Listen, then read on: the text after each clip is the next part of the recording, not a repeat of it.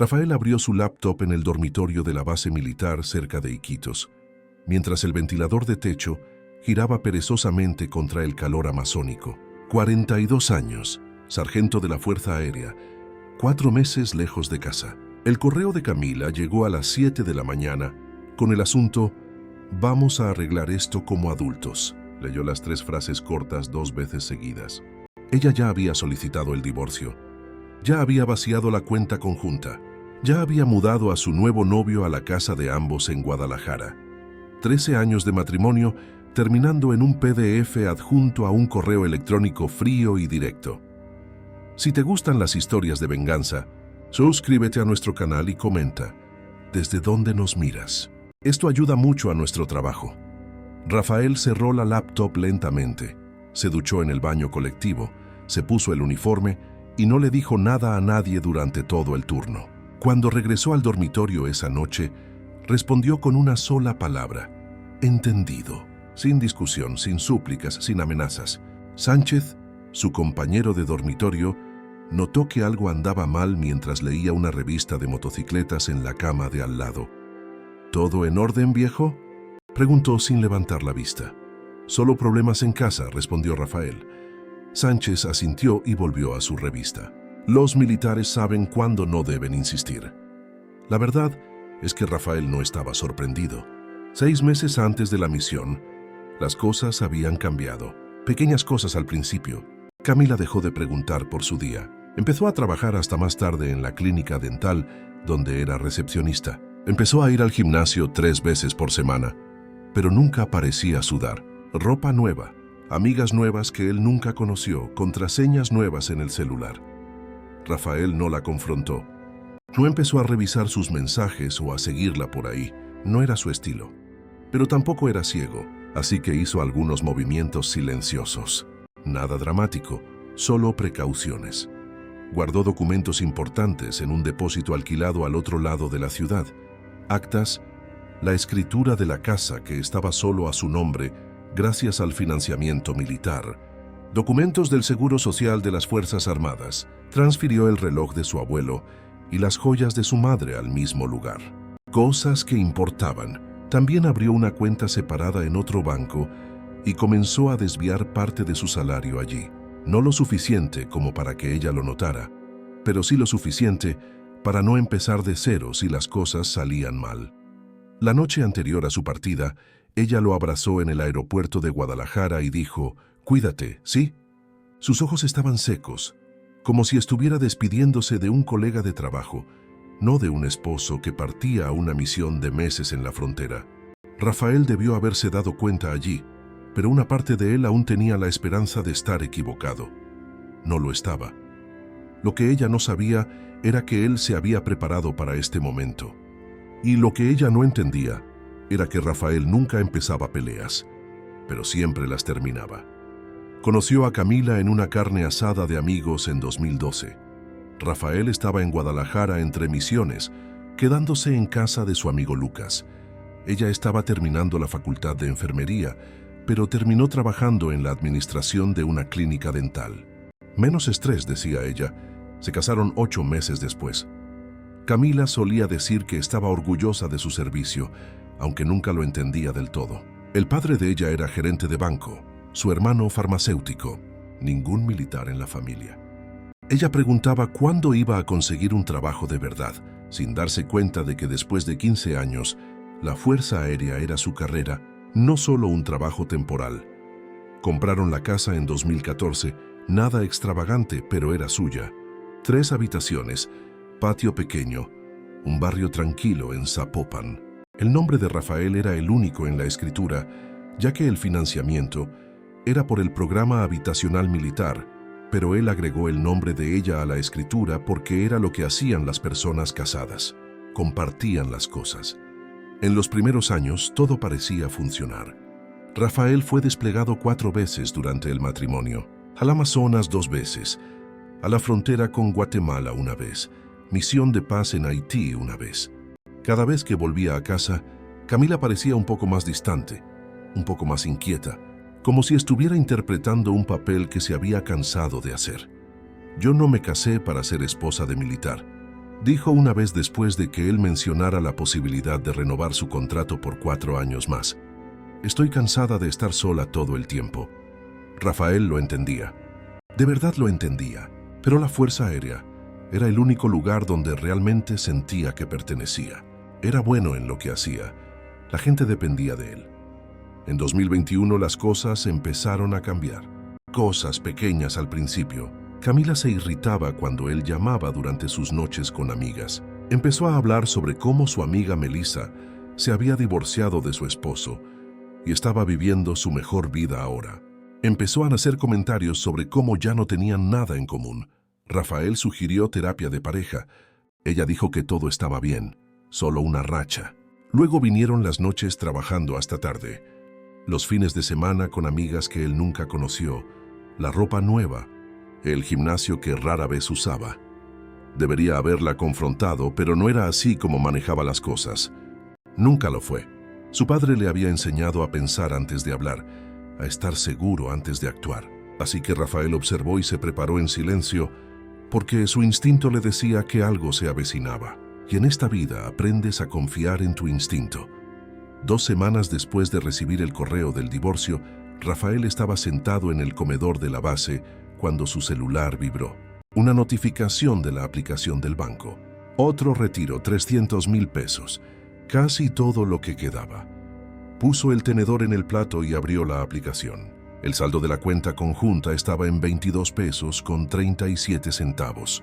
La cuenta de ahorros de ambos, 160,000 pesos construidos a lo largo de los años, había desaparecido por completo, transferida a una cuenta que no reconocía. Santos, uno de los chicos de la unidad, lo miró de reojo. ¿Malas noticias? Rafael bloqueó el celular. Nada, solo asuntos de cuentas. Esa noche llamó al banco usando el teléfono de la base. Descubrió que Camila había estado moviendo dinero durante semanas, cantidades pequeñas al principio, luego más grandes. Las grandes transferencias comenzaron el día siguiente a su partida. Rafael colgó y se quedó parado en el pasillo por un largo tiempo, observando a sus colegas reír, llamar a sus hijos, a sus esposas, a sus padres. La vida normal sucediendo a su alrededor mientras la suya se desmoronaba. Fue cuando Sánchez lo encontró. «Escuché de Álvarez que parecías haber visto un fantasma en la cena», dijo. «¿Qué pasó?».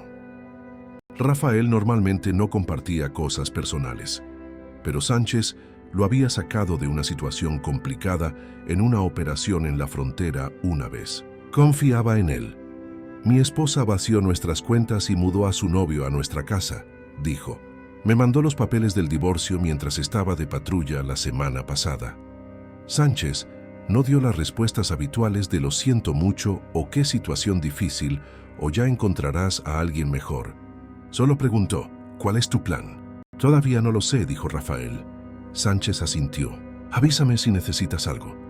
Esa noche Rafael no pudo dormir. Tomó la laptop y entró al sistema de seguridad de la casa, algo que Camila probablemente olvidó que él podía acceder remotamente. Las cámaras mostraban una camioneta extraña en la cochera.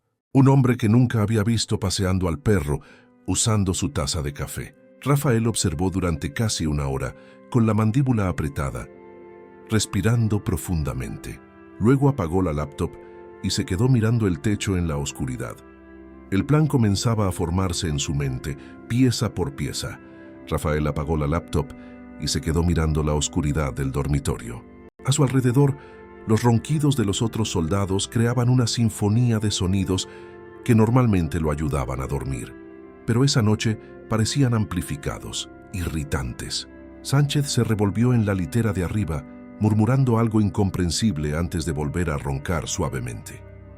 La mente de Rafael trabajaba sin parar, procesando información, conectando puntos, construyendo estrategias. Era así como funcionaba, siempre había sido. En el campo de batalla, analizaba situaciones rápidamente, calculaba riesgos, tomaba decisiones. Esa habilidad lo había mantenido vivo durante 4 misiones y le había valido 3 ascensos y el respeto de sus superiores. Ahora, usaría esas mismas habilidades para lidiar con la guerra que Camila había declarado sin que él estuviera presente para defenderse. Pensó en todas las veces que había notado pequeños cambios y eligió ignorarlos. Cuando ella empezó a trabajar hasta más tarde, asumió que era solo más responsabilidad en el trabajo. Cuando ella dejó de preguntar por su día, pensó que era solo el cansancio natural de un matrimonio largo. Cuando ella empezó a ir al gimnasio pero nunca parecía realmente entrenar, él no cuestionó por qué confiaba en ella. Confiaba. Esa palabra ahora parecía una broma cruel. ¿Cuántas veces ella lo había mirado a los ojos y mentido? ¿Cuántas noches había dormido a su lado mientras planeaba todo esto? Rafael sintió la mandíbula apretarse involuntariamente. Respiró hondo, forzándose a relajarse. La ira no lo ayudaría ahora. Necesitaba pensar con claridad. Recordó la conversación que habían tenido 2 días antes de su partida. Estaban en la cocina, él preparando sándwiches para llevar en el viaje, ella sentada en la mesa revisando su celular. Rafael había comentado algo sobre el futuro, sobre tal vez empezar a buscar una casa más grande cuando volviera, algo con más espacio para cuando tuvieran hijos. Camila había levantado los ojos del teléfono por un breve momento y dijo: sí, ya. Veremos cuando vuelvas, antes de regresar la atención a la pantalla. En ese momento, él lo interpretó como desinterés casual. Ahora entendía que era desinterés real. Ella ya tenía otros planes, planes que no lo incluían. Rafael se preguntó cuánto tiempo había planeado esto. ¿Meses? ¿Un año? ¿Habría conocido a Jeremy antes de la última misión, o él había aparecido después de su partida? No había forma de saberlo sin investigar, y era exactamente eso lo que pretendía hacer. Pensó también en el dinero.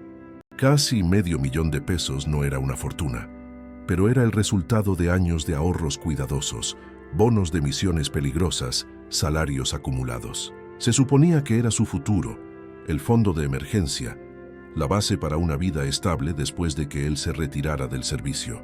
Y ella se había llevado casi todo en cuestión de semanas. ¿Qué planeaba hacer con ese dinero?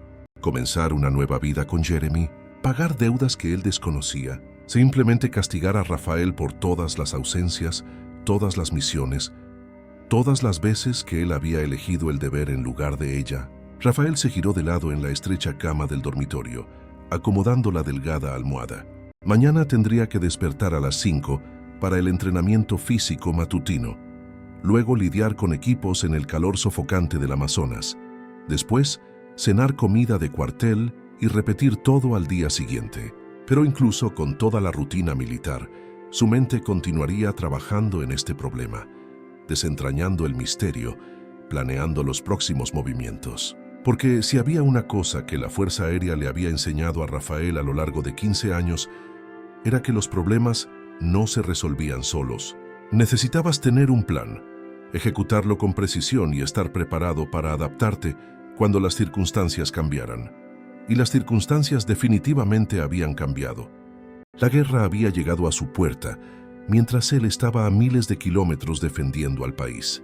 Ahora era el momento de defenderse, de proteger lo que era suyo, de asegurar que se hiciera justicia, no por venganza, sino porque era lo correcto. Rafael cerró los ojos, respirando profundamente, dejando que el cansancio finalmente comenzara a pesar. Mañana sería otro día de trabajo, pero en algún lugar en el fondo de su mente, los planes continuarían formándose, las estrategias siendo refinadas, hasta que llegara el momento adecuado de actuar. 3 días después, Rafael recibió un permiso de emergencia de 48 horas para resolver asuntos familiares urgentes. El comandante no hizo muchas preguntas. 14 años de servicio impecable pesaban. El vuelo de Iquitos a Lima y luego a Guadalajara tomó casi 12 horas. Rafael durmió en el primer tramo, se mantuvo despierto en el segundo planeando cada movimiento. A las 9 de la noche del sábado, aterrizó en el aeropuerto de Guadalajara. Su amigo Lucas lo estaba esperando en la zona de llegadas, con barba de varios días y una gorra de las Chivas en la cabeza. «¿Qué onda, amigo? ¿Cuánto tiempo?», dijo Lucas apretando su mano. «Gracias por venir a buscarme. No hay de qué. Te quedas en la casa, ¿verdad?». Marcia ya preparó el cuarto. En el camino a Zapopan, Rafael le contó los detalles. Lucas escuchaba sin interrumpir, con las manos firmes en el volante del viejo Corolla. «¿Tú sabías?», preguntó Rafael finalmente. Lucas suspiró. «Sospeché algo hace unos 3 meses. La vi en el centro comercial con un tipo. Pensé que era un colega de trabajo, qué sé yo. Pero había algo extraño en cómo estaban juntos. Pensé en decirte, pero no estaba seguro. Y ya te estabas preparando para irte. Rafael asintió mirando por la ventana las luces de la ciudad pasar. Está bien. Yo también medio que ya lo sabía. Llegaron a la casa de Lucas en Zapopan cerca de las 10. Marcia, su esposa, había preparado sándwiches y café. Conversaron hasta tarde en la cocina mientras los dos hijos de la pareja dormían en sus habitaciones. ¿Cuál es el plan?, preguntó Lucas por tercera vez esa noche. Mañana voy a la casa. Quiero ver el desastre personalmente. ¿Quieres que vaya contigo? Sería bueno tener un testigo. Por la mañana tomaron el auto de Lucas y fueron al barrio donde Rafael vivía, o había vivido. Era domingo 9 en punto.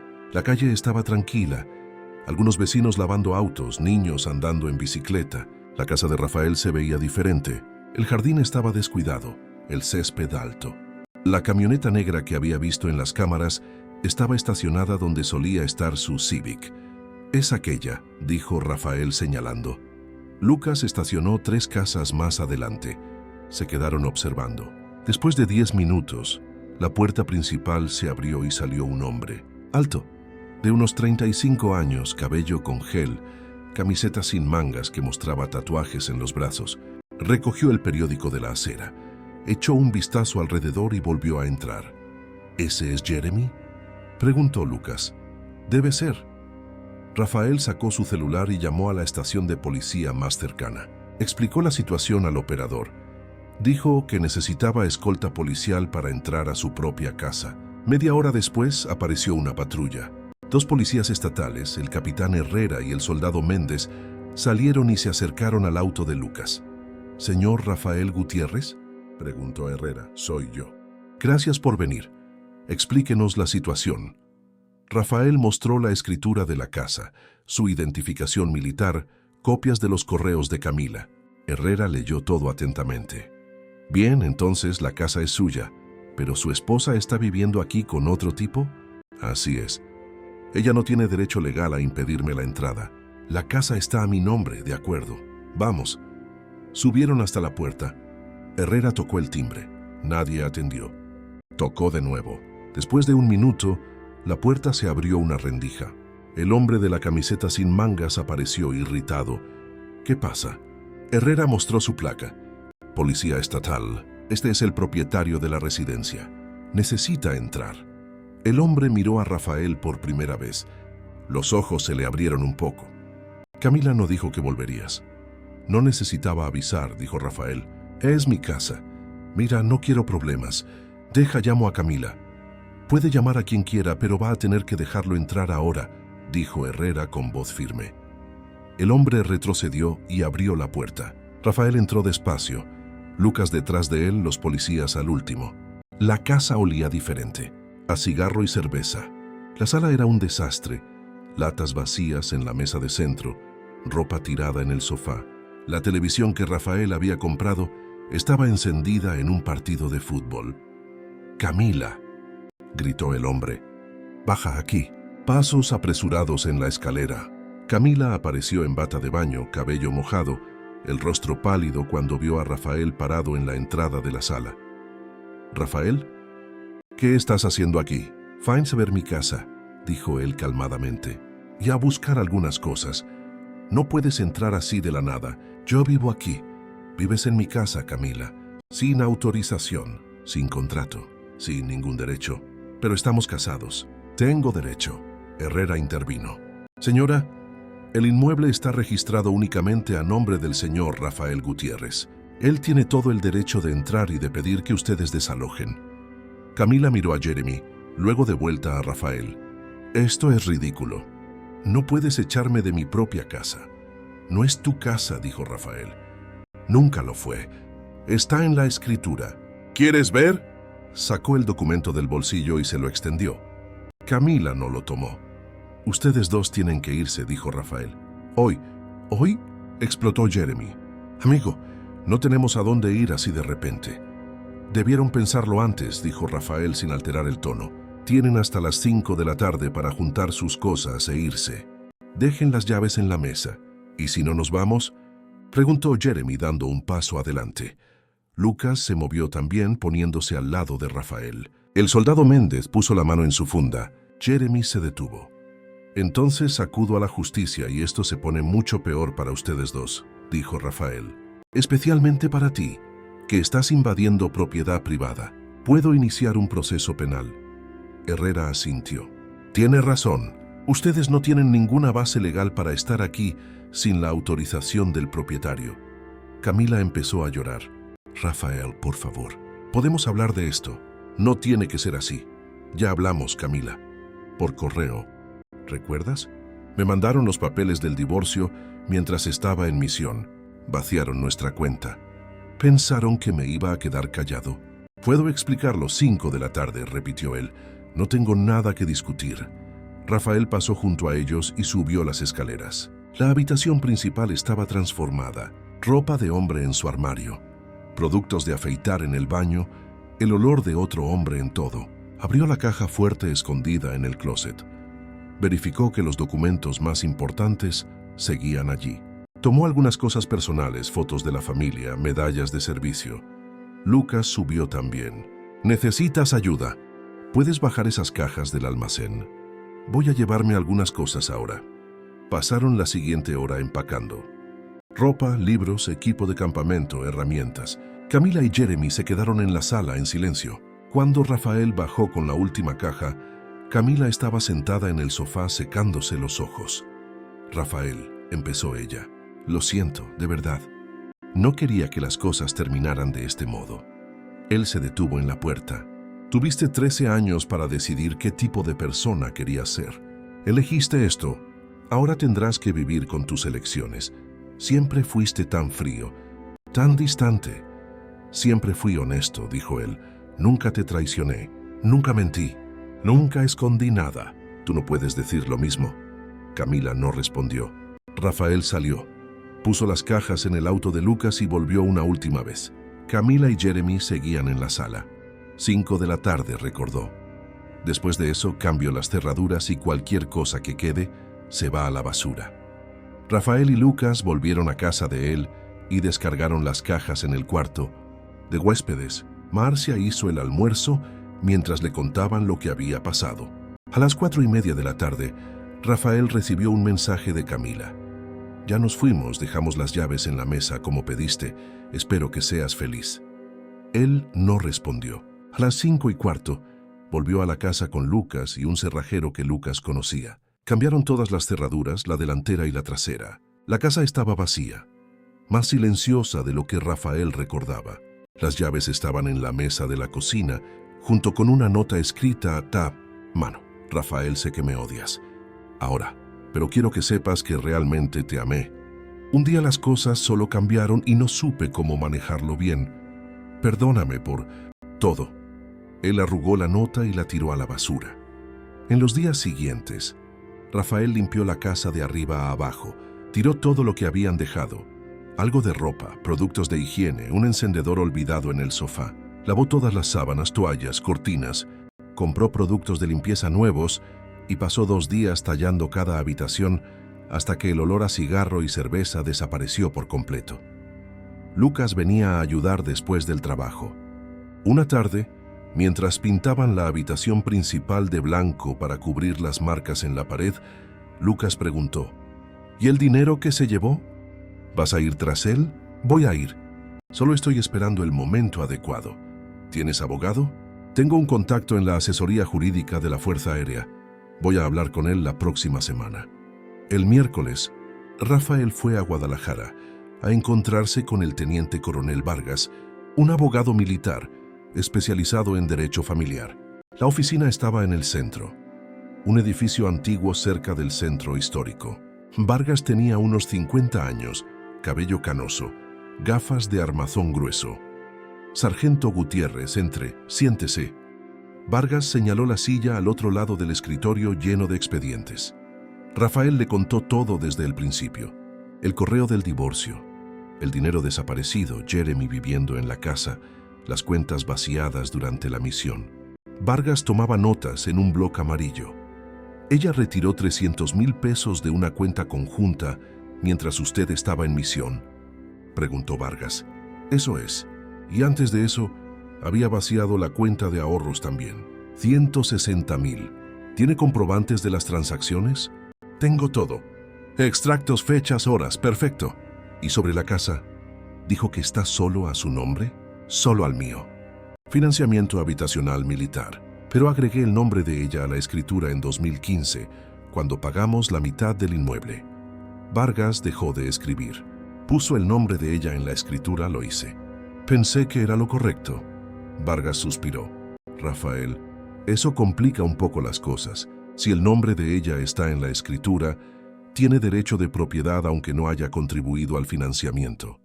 Pero yo pagué todo, con mi salario. Ella nunca contribuyó con un peso. Entiendo, pero legalmente, con su nombre en la escritura, ella es copropietaria. Va a ser más difícil sacarla completamente. Rafael sintió un nudo en el estómago. Entonces, ¿ella puede quedarse con la mitad de la casa? No necesariamente. Podemos argumentar que fue usted quien pagó todo, que ella tuvo un enriquecimiento ilícito, que actuó de mala fe. Pero será una batalla judicial.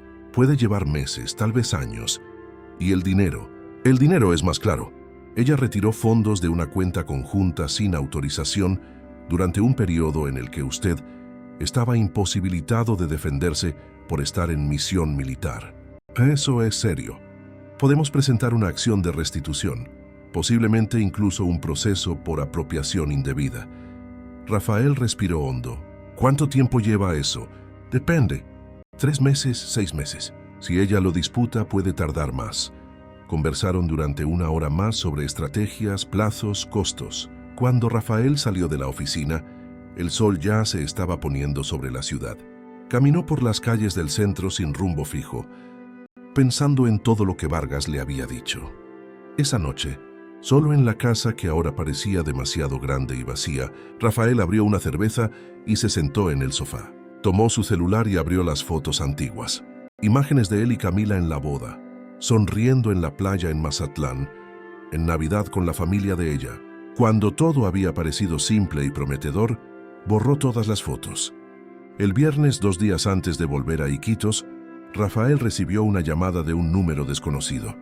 Bueno, ¿Rafael? Habla Marcos, el hermano de Camila. Rafael guardó silencio por un segundo. Hola, Marcos. Mira, sé que están teniendo problemas. Camila me contó lo que pasó.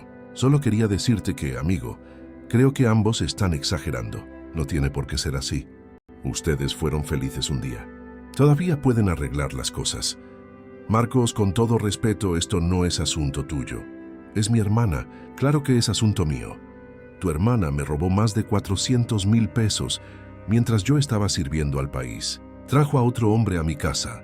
Me mandó papeles de divorcio mientras estaba en misión. ¿Y tú crees que estoy exagerando? Rafael, ella está arrepentida. Está pasando por un momento difícil. Tú siempre fuiste tan controlador, tan ausente. Ella se sintió sola. ¿Entonces es mi culpa? No es lo que estoy diciendo. Es exactamente lo que estás diciendo. Escucha, Marcos, siempre te respeté a ti y a tu familia. Pero ahora se acabó.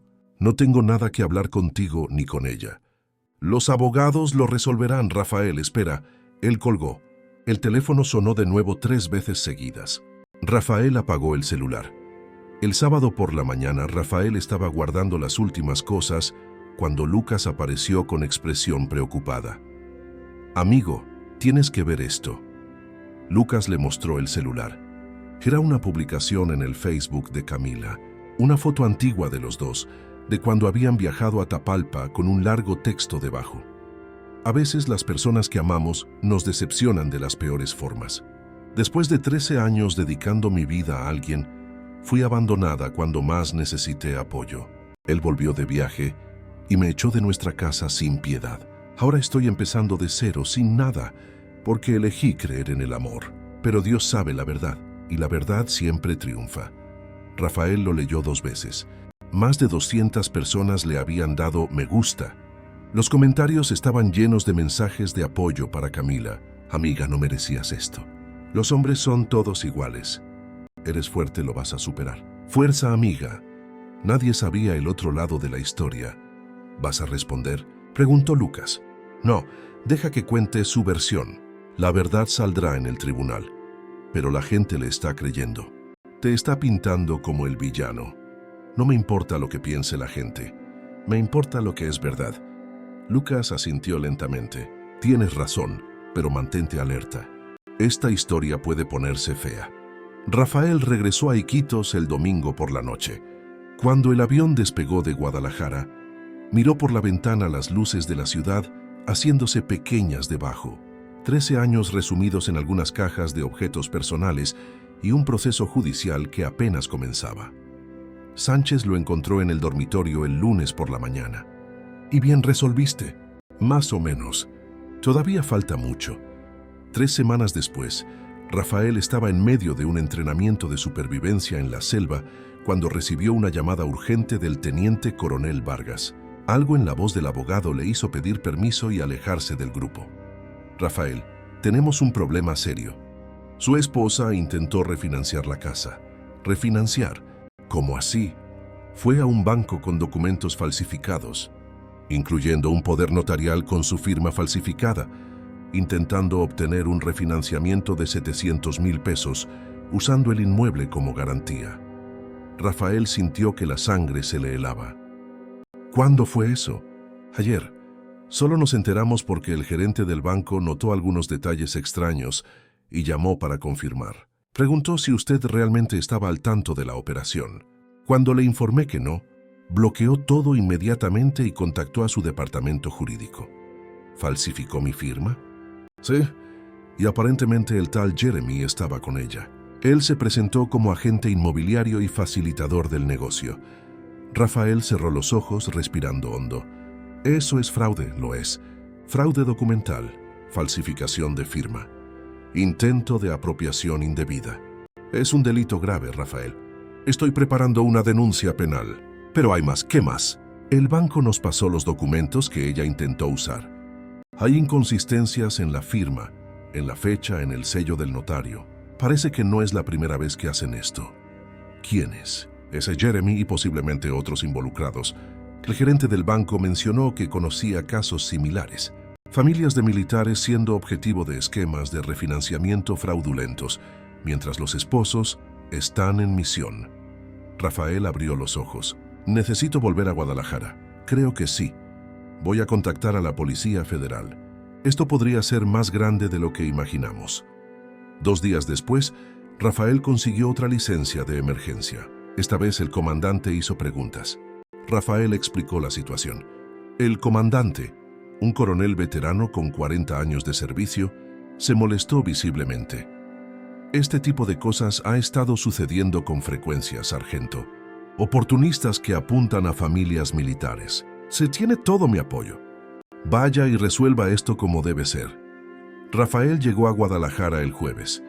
Vargas había agendado una reunión con 2 agentes de la Policía Federal para el viernes por la mañana. Se encontraron en una sala discreta en el edificio de la PF en el centro. Los agentes eran la inspectora Beatriz Mora y el investigador Pablo Acosta, ambos de la División de Delitos Financieros. Beatriz era una mujer de unos 40 años, cabello corto, postura seria. Pablo era más joven, tal vez 35, expresión atenta.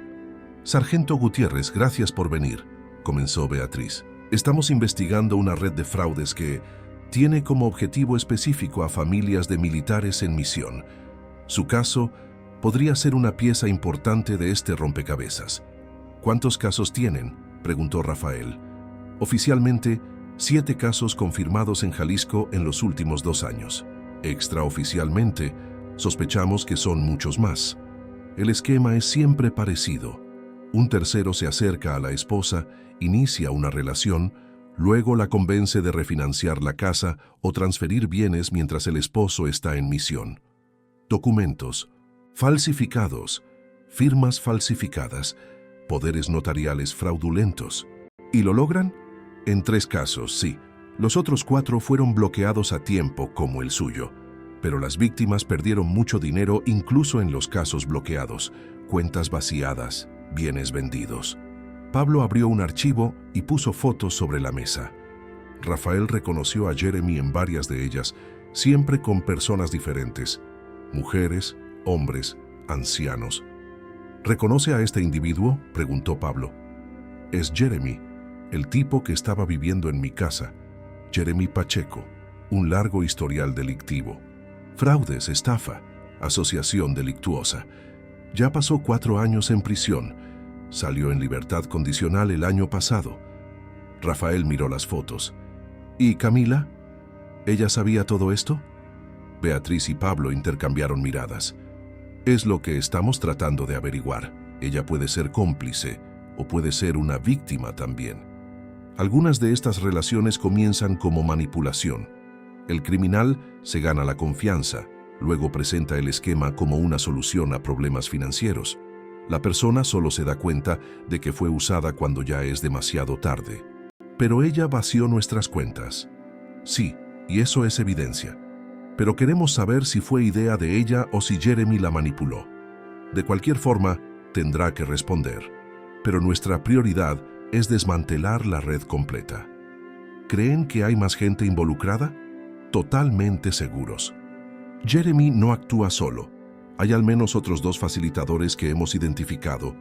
Un falso agente inmobiliario llamado Daniel Spencer y una falsificadora de documentos que aún no hemos podido identificar completamente. Rafael pasó las siguientes 2 horas respondiendo preguntas detalladas. ¿Cuándo fue la última vez que vio irregularidades financieras? ¿Cuándo Camila comenzó a actuar diferente? Detalles sobre Jeremy, cuándo apareció, cómo se comportaba en la casa, todo lo que Rafael recordaba. Al final, Beatriz dijo, vamos a necesitar su total cooperación. Esto incluye posiblemente usar su casa como punto de vigilancia, grabar conversaciones si ella o Jeremy entran en contacto y testificar cuando vayamos a juicio. Cuenten conmigo, dijo Rafael. Cuando salió del edificio de la PF, Rafael se sentó en una banca en el Parque Central y se quedó mirando el movimiento. Madres con carriolas, ejecutivos apresurados, vendedores ambulantes, la vida normal, mientras él descubría que su esposa había sido usada por una red criminal, o era parte de ella. Todavía no lo sabía. El celular sonó. Era Lucas. ¿Y bien? ¿Cómo te fue? Complicado.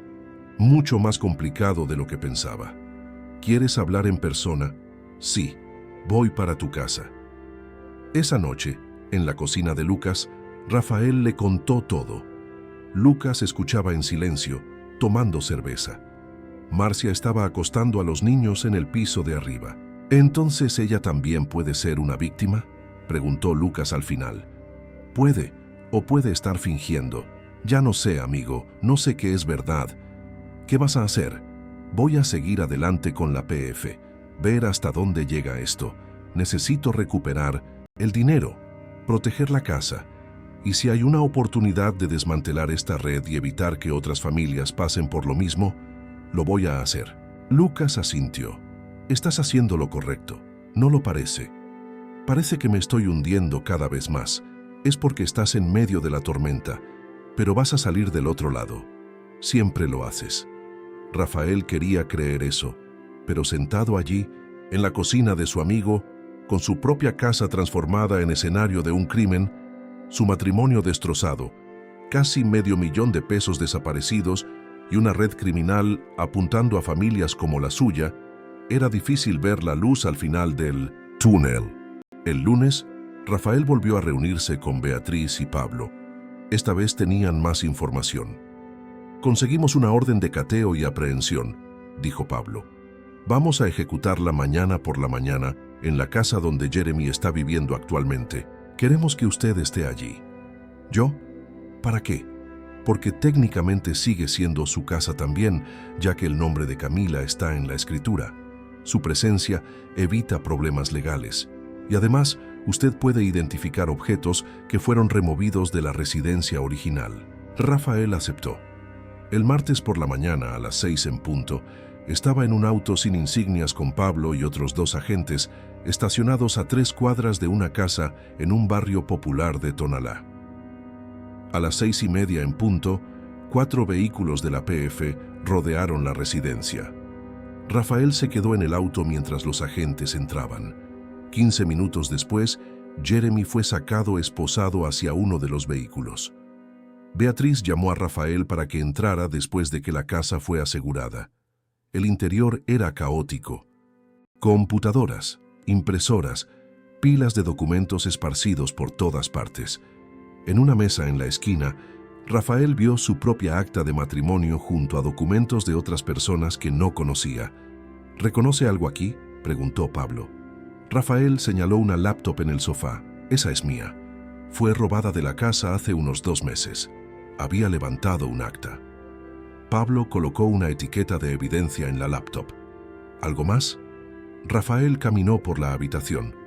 En el librero encontró el reloj de pulsera que su padre le había dado cuando cumplió 18 años. En un cajón abierto, vio fotografías antiguas de su familia, incluyendo algunas que pensaba que había perdido. «Todas estas cosas son mías», dijo señalando. «Fueron sacadas de mi casa sin autorización». «Vamos a documentar todo», dijo Beatriz, «pero ahora necesito que vea otra cosa». Lo llevó a un cuarto en la parte de atrás. Las paredes estaban cubiertas con un pizarrón blanco lleno de nombres, fotos, conexiones dibujadas con marcador rojo. Rafael reconoció algunos rostros. Militares. Familias que conocía de la base.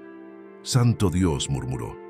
6 familias confirmadas hasta ahora, explicó Beatriz, todas con el mismo patrón. Esposo en misión, esposa vulnerable. Jeremy o uno de sus cómplices se acerca, comienza una relación, propone un esquema de refinanciamiento o venta de inmueble. Documentos falsificados, firmas falsificadas, dinero desviado. ¿Cuánto robaron? Por lo que hemos podido rastrear hasta ahora, aproximadamente 4 millones de pesos en los últimos 2 años. Pero puede ser más. Muchas víctimas ni siquiera se han dado cuenta todavía o no han denunciado por vergüenza. Rafael sintió náuseas. 4 millones. Por eso llamamos a la Policía Federal. Esto es crimen organizado operando en múltiples estados. No es solo su caso, Rafael. Es una operación grande. En ese momento, los agentes trajeron a Camila. Estaba pálida, con los ojos rojos, las manos temblando. Cuando vio a Rafael, dejó de caminar. «Rafael», comenzó con voz entrecortada. «Señora Camila Torres», interrumpió Beatriz, «usted está siendo detenida para prestar declaración sobre fraudes documentales, intento de apropiación indebida y posible participación en organización criminal. Tiene derecho a guardar silencio y a un abogado». Camila rompió a llorar. «Yo no sabía, juro que no sabía. Jeremy dijo que todo era legal. Dijo que tú habías escondido dinero, que tenías otra mujer, que ibas a dejarme sin nada». Beatriz hizo una señal y 2 agentes llevaron a Camila a otra sala. Rafael se quedó parado, procesando todo. «¿Crees que está diciendo la verdad?», preguntó él después de un largo silencio. Beatriz suspiró. «Honestamente no lo sé. Pudo haber sido manipulada. Jeremy es bueno en lo que hace. Identifica vulnerabilidades, explora miedos, construye narrativas convincentes. Pero ella también firmó documentos fraudulentos, vació cuentas, permitió que él viviera en su casa. Sea manipulación o complicidad, tendrá que responder». Durante los días siguientes, Rafael siguió el desarrollo de la investigación. La PF había encontrado evidencia suficiente para acusar a Jeremy y a 3 personas más. Daniel Spencer, el falso agente inmobiliario; Fabiana Acosta, una falsificadora de documentos; y Rogelio Álvarez, un gerente de banco corrupto que facilitaba las transacciones fraudulentas. Camila quedó en detención preventiva mientras la PF investigaba su nivel de involucramiento. Su abogado argumentaba que había sido víctima de manipulación psicológica. El Ministerio Público argumentaba que había actuado conscientemente en al menos algunos de los fraudes. Rafael testificó 2 veces. Respondió preguntas sobre la relación, sobre las finanzas de la pareja, sobre cuándo comenzó a sospechar de irregularidades. Fue difícil hablar de los años buenos, de cuando habían sido felices, de cómo todo se había desmoronado lentamente. Una semana después de la operación de la PF, Rafael estaba en casa de Lucas cuando recibió una llamada de Beatriz. «Rafael, tenemos novedades. Jeremy decidió aceptar un acuerdo de culpabilidad. Está entregando a toda la red a cambio de una reducción de pena. Eso es bueno. Depende del punto de vista. Para la investigación, sí. Vamos a lograr desmantelar toda la operación. Para su esposa, puede ser malo. Jeremy está diciendo que ella sabía todo desde el principio, que era una socia activa en el esquema. Rafael se sentó al borde de la cama. ¿Está diciendo la verdad? Las evidencias documentales corroboran algunas cosas que dijo. Transferencias bancarias que ella hizo, correos intercambiados con los otros miembros del grupo, registros de reuniones. Parece que ella sabía más de lo que admitió inicialmente. Rafael no sabía cómo sentirse, rabia, tristeza, alivio por saber finalmente la verdad, todo eso al mismo tiempo. ¿Qué pasa ahora? Ahora el Ministerio Público decide si acepta un acuerdo con ella o si van a juicio. Si va a juicio y es condenada, podría recibir de 4 a 8 años. Si llega a un acuerdo, tal vez 2 o 3 en régimen semiabierto, siempre y cuando devuelva todo lo que robó y testifique contra los demás. ¿Y mi dinero? Parte ya fue recuperada. Encontramos casi 200,000 pesos en cuentas que Jeremy controlaba. El resto se gastó o se transfirió a cuentas en el extranjero que todavía estamos rastreando. Recuperará algo, pero probablemente no todo. Rafael agradeció y colgó. Lucas apareció en la puerta del cuarto con 2 cervezas. ¿Malas noticias? Confirmación de cosas que ya sospechaba. Bebieron en silencio. Marcia había llevado a los niños a casa de su madre, dándole espacio a Rafael para procesar todo. ¿Necesitas volver a la base mañana?, preguntó Lucas. Sí, ya extendí la licencia todo lo que pude. El comandante fue comprensivo, pero hay límites. ¿Y la casa? Voy a dejar todo en manos de Vargas y de la PF. Ya no hay nada más que pueda hacer aquí personalmente. Esa noche, Rafael fue a su casa una última vez antes de volver a Iquitos. La calle estaba quieta, con la iluminación tenue de los postes. Entró y caminó por las habitaciones vacías, la cocina donde Camila solía hacer pan los domingos, la sala donde veían películas las noches de viernes, el cuarto donde habían dormido juntos durante años. Todo eso había sido real una vez, o había sido una ilusión desde el principio. Rafael ya no lo sabía. Cerró la casa con llave y se fue sin mirar atrás. En las semanas siguientes, de vuelta a la rutina en Iquitos, Rafael se mantuvo informado sobre el caso a través de llamadas con Vargas y correos de Beatriz. La investigación se había expandido. Descubrieron más víctimas, más fraudes, conexiones con otras redes criminales en Jalisco y Michoacán.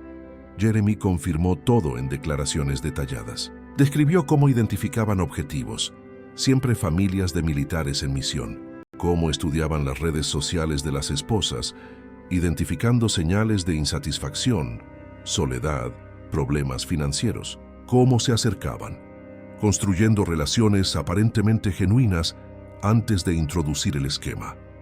Camila eventualmente admitió su participación. Al principio, dijo, realmente creía en las mentiras de Jeremy sobre que Rafael había escondido dinero y planeaba abandonarla. Pero después de algunas semanas, se dio cuenta de que era un esquema. Y aún así continuó. Por codicia, por rabia, por querer castigar a Rafael por todas las veces que él había elegido la carrera militar en lugar de ella. Rafael leyó la declaración de ella en un PDF que Vargas le envió. Sentado en el dormitorio por la noche, con la luz tenue de una lámpara, procesó cada palabra. La mujer descrita en esas páginas era una extraña, o tal vez siempre había sido así, y él simplemente nunca quiso verlo. Sánchez entró al dormitorio y vio a Rafael con la laptop en el regazo. ¿Todavía con esa situación de tu ex? Todavía. Pero está llegando a su fin. Eso es bueno, ¿no? Rafael no respondió de inmediato. Cerró la laptop y se quedó mirando la pared por un largo momento. Debería ser bueno, ¿verdad?, dijo finalmente. Pero no se siente así. 6 meses después de la operación de la Policía Federal, Rafael estaba de vuelta en Guadalajara para el juicio. Camila había aceptado un acuerdo con el Ministerio Público, 2 años en régimen abierto, restitución de todo el dinero que aún pudiera recuperarse, pérdida de cualquier derecho sobre la casa o bienes de la pareja y testimonio completo contra los demás involucrados. Rafael estaba entre el público del tribunal cuando el juez leyó la sentencia. Camila estaba delgada, con el cabello más corto y ojeras profundas. No lo miró ni una sola vez durante toda la audiencia. Después, afuera del juzgado, Vargas le explicó los siguientes pasos. El divorcio se finalizaría en 30 días. La casa quedaría completamente a nombre de Rafael. Parte del dinero sería devuelta conforme los bienes de Jeremy y los demás fueran liquidados. ¿Cuánto crees que recuperaré?, preguntó Rafael. En total, tal vez 300,000 pesos. El resto se gastó o está en cuentas a las que tendremos dificultad para acceder. Lo lamento, Rafael. Sé que no es lo ideal. Es más de lo que esperaba hace algunos meses, dijo Rafael. Al menos es algo. Esa noche Lucas hizo una carne asada para celebrar el fin del proceso. Aparecieron algunos amigos de la época de la escuela. Marcia hizo postre. Los niños jugaban en el patio. Era una noche normal, el tipo de noche que Rafael había olvidado cómo era. ¿Vas a volver a vivir en la casa?, preguntó Lucas mientras volteaba la carne en el asador. No sé, hay mucha mala historia allí. Podrías rentarla. Usar el dinero para complementar tu retiro cuando te jubiles. Tal vez la venda y compre algo más pequeño. Más simple. No tienes que decidirlo ahora, ¿verdad? Una semana después, Rafael estaba organizando papeles en la oficina improvisada en la casa cuando encontró una caja vieja en el fondo del armario. Adentro había cartas que Camila le había escrito durante su primera misión en el Amazonas en 2013. Leyó algunas. Las palabras eran dulces, llenas de anhelo, promesas de amor eterno. ¿Cuándo había cambiado eso? ¿En qué momento la mujer que escribió esas cartas se había transformado en la mujer que conspiró para robarle? Rafael volvió a meter las cartas en la caja y la tiró a la basura. No servía de nada seguir hurgando en el pasado. En los meses siguientes, la vida comenzó a volver a una especie de normalidad. Rafael completó una misión más en Iquitos. Luego fue transferido a la base en Zapopan, a pocos kilómetros de donde vivía. Se volvió más fácil administrar la casa, lidiar con los últimos trámites legales, reconstruir alguna semblanza de rutina. Comenzó a hacer terapia por recomendación del médico de la base, una psicóloga llamada doctora Elena, que atendía a militares con experiencias traumáticas. Al principio, Rafael se resistió. No era el tipo de persona que hablaba de sentimientos, pero después de algunas sesiones, comenzó a darse cuenta de que ayudaba. ¿Sientes rabia hacia ella?, preguntó la doctora Elena en una de las sesiones. Sí, no sé. Rafael respiró hondo. A veces la siento, otras veces solo siento vacío, como si 13 años de mi vida hubieran sido borrados. Los años no fueron borrados, Rafael, sucedieron, fueron reales. El final no borra lo que vino antes, pero parece que todo fue mentira. Algunas partes lo eran, otras no. Las personas cambian, las relaciones cambian. Eso no significa que lo que sentiste en ese momento no fuera verdadero. Rafael pensó en eso después. Tal vez ella tenía razón. Tal vez no todo había sido falso, pero era difícil distinguir qué era real de qué era ilusión. Un año después del juicio, Rafael recibió una carta. Era de Camila. Dudó antes de abrirla, pero al final la curiosidad venció. La carta era larga. Pedía disculpas, no esperando perdón, solo queriendo que él supiera que se arrepentía de todo. Explicaba cómo Jeremy había manipulado sus inseguridades, cómo se había dejado convencer de que Rafael ya no la amaba, que estaba planeando dejarla. Admitía que incluso después de darse cuenta de que era mentira, continuó por orgullo y rabia. Terminaba diciendo que estaba tratando de reconstruir su vida, trabajando en una clínica, en una pequeña ciudad del interior, y que esperaba un día poder mirarse al espejo sin sentir vergüenza. Rafael la leyó 2 veces. Luego guardó la carta en un cajón y no respondió. No había nada que decir que cambiara algo, pero algo en la carta lo hizo pensar. ¿Él también tenía culpa en el fin del matrimonio? ¿Había estado demasiado ausente? ¿Había puesto su carrera por encima de todo?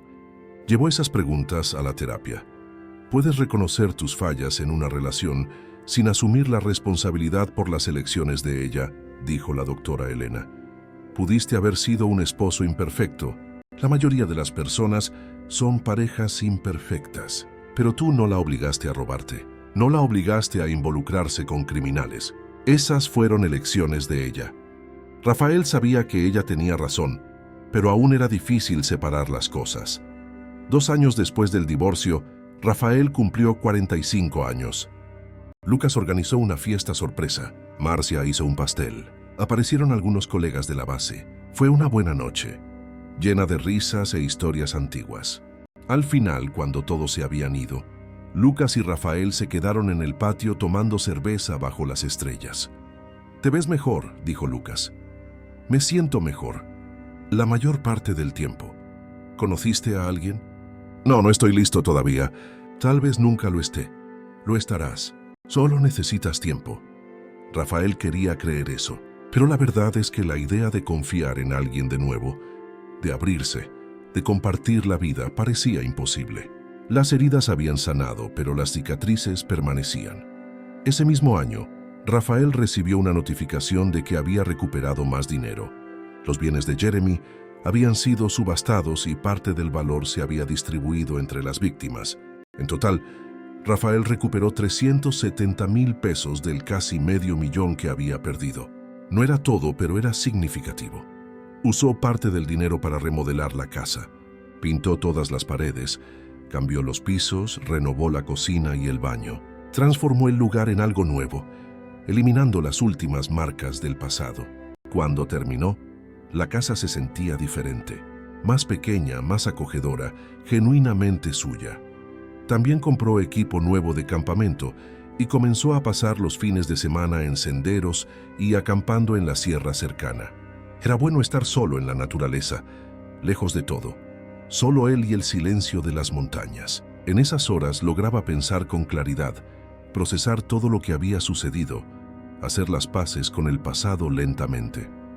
Una tarde, durante una caminata cerca de la barranca de Huentitán, Rafael se detuvo en un mirador con vista a los cañones. El viento frío golpeaba su rostro, el sol comenzando a ponerse en el horizonte. Pensó en todo lo que había perdido y todo lo que había conservado. La casa, el dinero, al menos parte de él, la dignidad, el honor, la capacidad de seguir adelante. Pensó en Camila también, preguntándose dónde estaría, cómo estaría, no con rabia o rencor, sino con una especie de curiosidad distante, como si fuera un personaje de una historia que había leído hace mucho tiempo. Se dio cuenta de que había dejado de sentir ese dolor agudo en el pecho cada vez que pensaba en ella. Había dejado de repasar mentalmente los últimos años, buscando señales que había pasado por alto. Había dejado de culparse por no haber visto lo que estaba sucediendo. Estaba casi bien. No completamente, pero casi. Y tal vez eso era suficiente. 3 años después del divorcio, Rafael estaba considerando seriamente su retiro. Había completado 20 años de servicio. Tiempo suficiente para un retiro militar integral. El comandante de la base le había ofrecido un ascenso si se quedaba 4 años más, pero Rafael estaba cansado. Cansado de las misiones, de las transferencias, de la vida regida por rangos y protocolos. Habló con la doctora Elena sobre eso. Después de 3 años de terapia, ella se había convertido en más que una psicóloga, era casi una amiga, alguien que conocía toda la historia, todos los rincones oscuros que él rara vez mostraba. «¿Qué harías si te retiraras?», preguntó ella. «No sé, tal vez compraría un terreno, un lugar tranquilo, lejos de todo. Construiría una casa pequeña, tendría un par de perros, haría trabajos manuales. Carpintería, tal vez. Suena bien, pero también suena solitario. Me he acostumbrado un poco a la soledad. Acostumbrarse no es lo mismo que preferir». Rafael sabía que ella tenía razón, pero no estaba listo para más que eso. Fue durante ese periodo de indecisión que Rafael recibió una llamada inesperada. Era Beatriz Mora, la inspectora de la PF que había investigado el caso. «Rafael, disculpa la molestia. Sé que probablemente quieres dejar todo esto en el pasado, pero tengo una noticia que pensé que te gustaría saber. Dígame, recuerda que hablamos de otras víctimas de la red, familias que fueron objetivos pero no denunciaron. Recuerdo, una de ellas nos contactó. Una mujer de León, su esposo es sargento del ejército. El esquema fue parecido al suyo, pero lograron refinanciar la casa antes de que alguien se diera cuenta. La familia lo perdió todo. Quedaron literalmente en la calle. Rafael sintió un nudo en el estómago. ¿Y por qué contacta hasta ahora? Porque vio un reportaje sobre nuestro caso. Se dio cuenta de que el patrón era el mismo. Quiere denunciar, pero tiene miedo de represalias. Pensé que tal vez usted podría hablar con ella. Darle un testimonio de que vale la pena luchar. Rafael guardó silencio por un momento. No sé si soy la persona adecuada para eso. Usted es exactamente la persona adecuada. Pasó por lo mismo, luchó, recuperó parte de lo que perdió, ayudó a meter a esos criminales en la cárcel. Su historia puede darle fuerza a ella. Después de colgar, Rafael se quedó pensando. Había pasado los últimos años intentando olvidar, seguir adelante, dejar todo atrás. Pero tal vez había una última cosa que necesitaba hacer. Llamó de vuelta a Beatriz. Está bien. Habló con ella. 2 días después, Rafael estaba en una sala de juntas de la PF en Guadalajara. La mujer se llamaba Marina.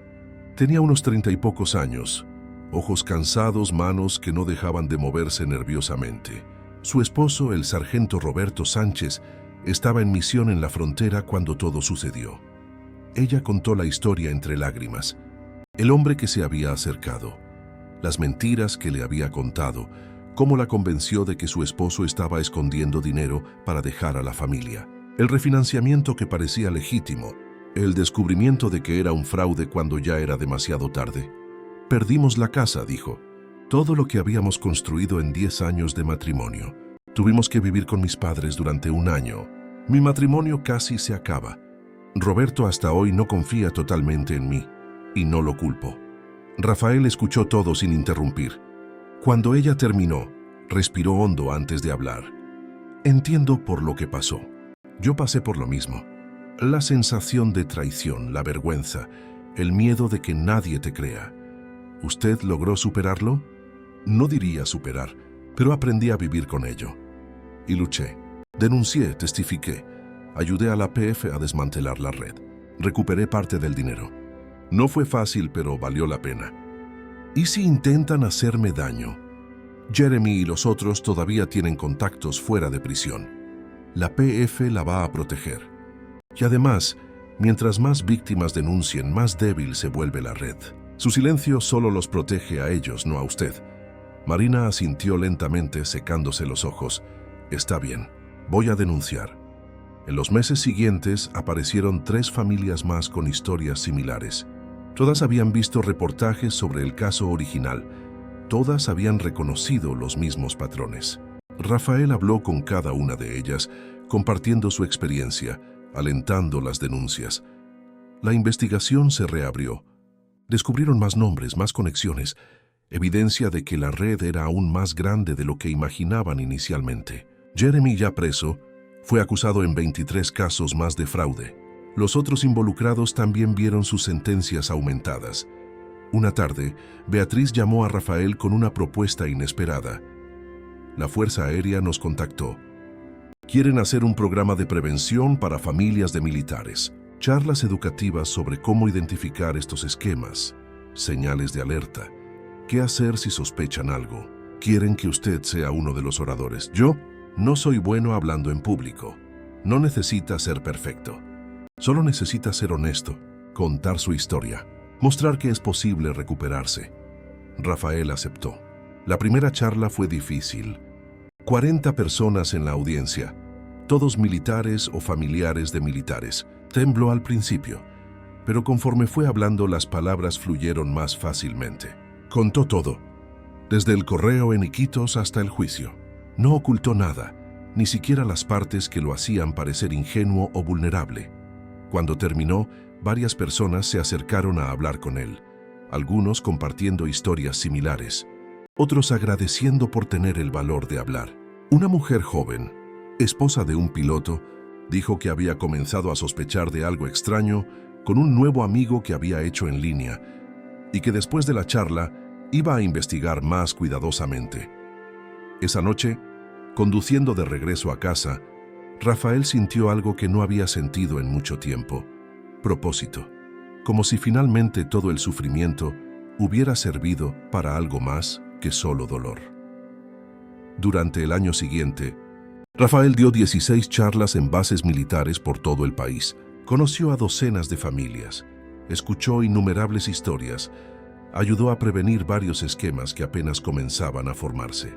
La Fuerza Aérea reconoció su trabajo con una condecoración por servicios prestados a la comunidad militar. Fue en una de esas charlas, en una base en Veracruz, que Rafael conoció a Adriana. Ella era trabajadora social de la base, trabajaba con familias de militares, tenía unos 40 años, cabello castaño corto, sonrisa amable. Después de la charla, ella se le acercó. Su historia es muy impactante. Gracias por compartirla, de nada. Espero que ayude a algunas personas. Seguro que ayudará. Trabajo con estas familias desde hace 10 años. Veo estos patrones todo el tiempo, pero no siempre logro identificarlos antes de que sea demasiado tarde. Su charla me ayudará a estar más atenta. Conversaron durante más de una hora sobre el trabajo de ella, las experiencias de él, los desafíos de proteger a las familias vulnerables. Al final ella le dio su tarjeta. Si vuelves a Veracruz algún día, avísame. Sería bueno mostrarte la ciudad. Rafael guardó la tarjeta en su bolsillo. 3 meses después, cuando tuvo que volver a Veracruz para otra charla, la llamó. Cenaron juntos en un restaurante en la playa, conversando hasta tarde sobre todo y nada. Era fácil hablar con ella, fácil estar cerca de ella. No fue un romance inmediato, fue algo más lento, más cuidadoso.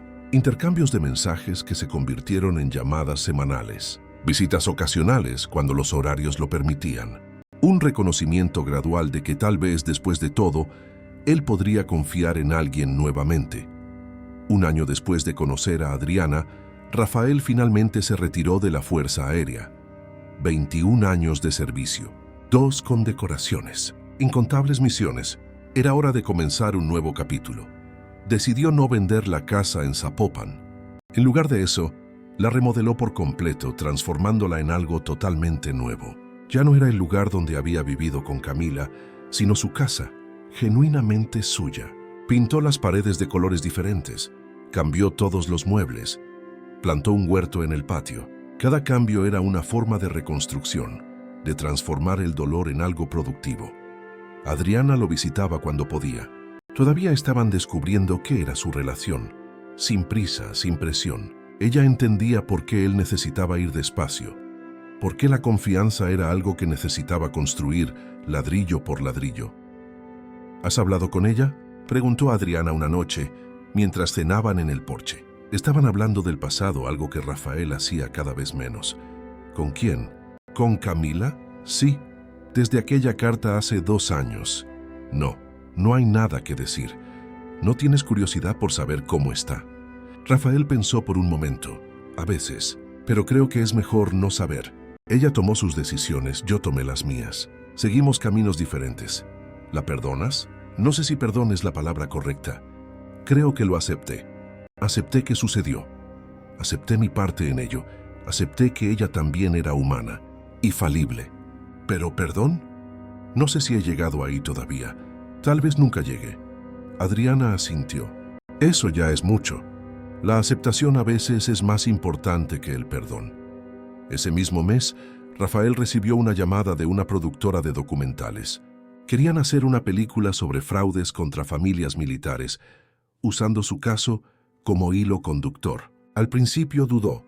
Exponer todo de nuevo, revivirlo públicamente, parecía demasiado. Pero luego pensó en cuántas familias podrían ser ayudadas, cuántas personas podrían evitar el mismo sufrimiento. Aceptó participar. La filmación tomó 3 meses. Entrevistas, recreaciones, conversaciones con otras víctimas. Fue difícil en algunos momentos, especialmente cuando tuvo que volver a la historia completa, a los detalles que prefería olvidar. Pero también fue catártico, una forma de cerrar definitivamente ese capítulo. El documental se estrenó en un festival de cine en Ciudad de México. Rafael fue con Adriana, Lucas y Marcia. Ver su propia historia en la pantalla grande, con miles de personas, fue surrealista. Pero los comentarios después fueron positivos. Gente agradeciendo por compartir, diciendo que habían aprendido algo importante, que iban a prestar más atención a las señales. Una mujer se acercó a Rafael en el vestíbulo del cine después de la proyección. Tenía unos 50 años, los ojos rojos. Mi hijo es sargento en el ejército. Está en misión ahora.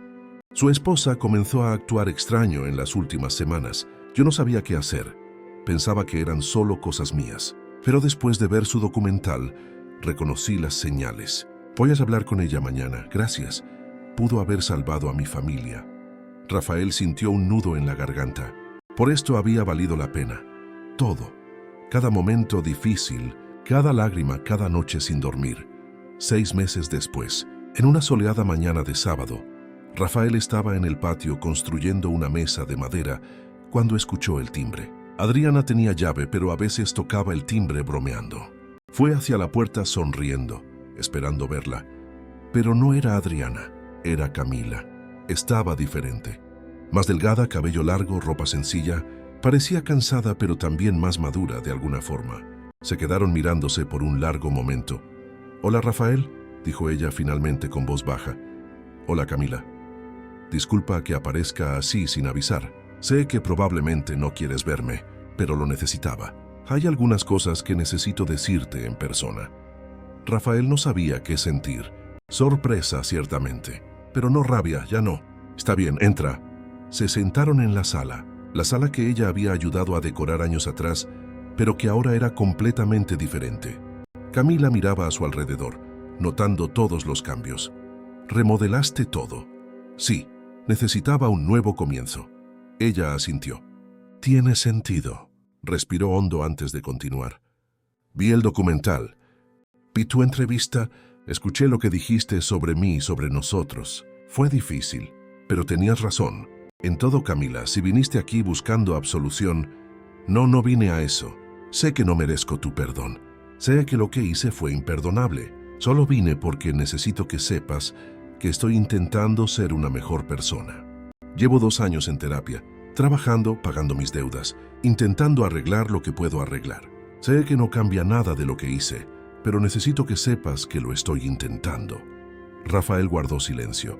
Podía ver que estaba siendo sincera. Podía ver el cambio en ella, real y profundo. «Te deseo lo mejor, Camila. De verdad. Espero que encuentres paz. Espero que logres construir una buena vida. Pero no podemos ser parte de la vida del otro. ¿Entiendes eso, verdad?» Ella asintió limpiando una lágrima. «Entiendo. Solo necesitaba que lo supieras y quería agradecerte». «¿Agradecerme?» «Por no haberme destruido completamente cuando pudiste haberlo hecho. Por haber sido justo, incluso cuando no lo merecía. Por haberme dado una oportunidad de empezar de nuevo».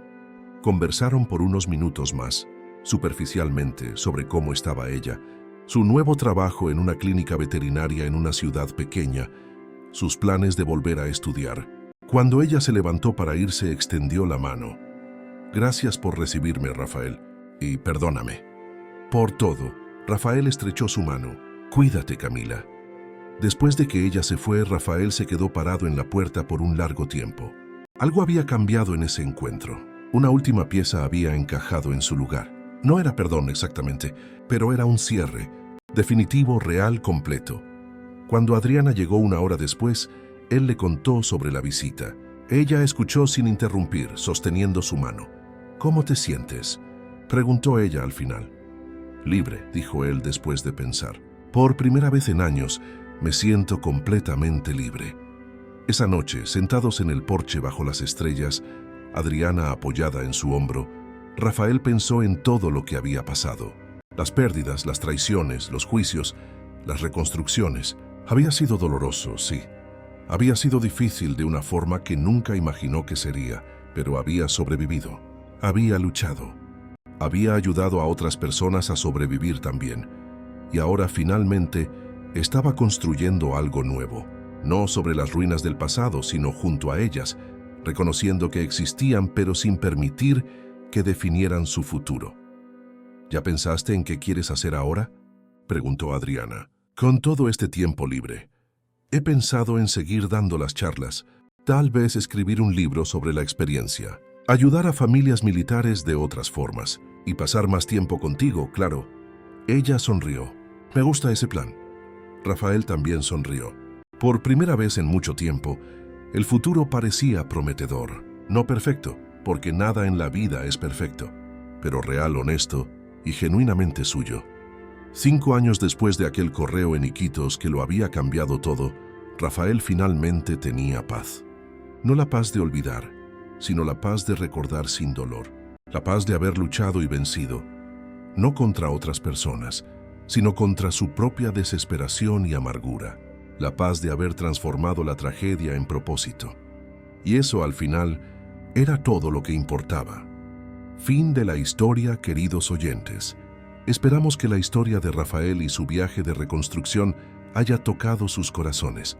Esta narrativa nos muestra que incluso en las situaciones más difíciles, cuando nos sentimos traicionados y perdidos, es posible encontrar fuerzas para recomenzar y transformar el dolor en propósito.